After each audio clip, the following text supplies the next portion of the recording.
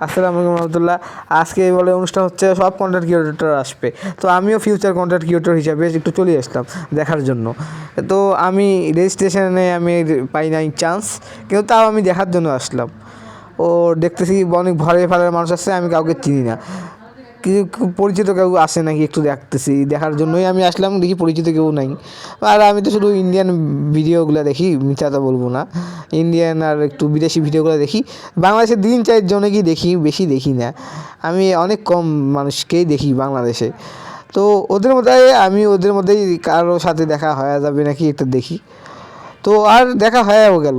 এই দেখেন আমাদের পরিচিত ভাইগুলো, আর সবাই একে চেনে অবশ্যই। 1,20,000 উপরে ফলোয়ার আছে ভাইয়ের, আর ওই ভাইয়ের তো 1,50,000। আর আমার 500। 500 ফলোয়ার নিয়ে ভাইরাল হয়ে গেলাম। তো এদের সাথে মিশে মজা পাইলাম। ও ভাই আমাকে দাওয়াত দিল আর জার্সিটা গিফট করলো। আর আমাকে আমাকে আমাকে ঢোকার চান্স পাইলাম। আমি ওইখানে ঢুকিয়ে মজাই পাচ্ছি, অনেক এনজয় করতেছি।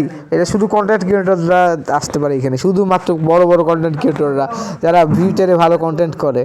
আর আমিও ওদের মধ্যে একজনের সাথে বসি আসি, মানে আমিও তো একজন।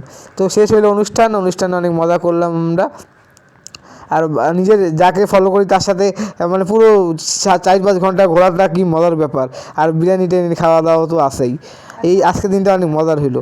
আর নিজের যাকে আমি ফলো করি তার সাথে পুরো একদিন কাটাইলাম। ভাইয়ের সাথে গেলে অনেক মজা লাগলো আমাকে। ভিডিওগুলো দেখতাম দূর থেকে, অনেক মজা পেতাম। আজকে তার সাথেই আমি কাটাইলাম দিন। তো কেমন এনজয় হচ্ছে। আর এই আপুগুলা, তাদের ভিডিও আমি দেখবো পরে।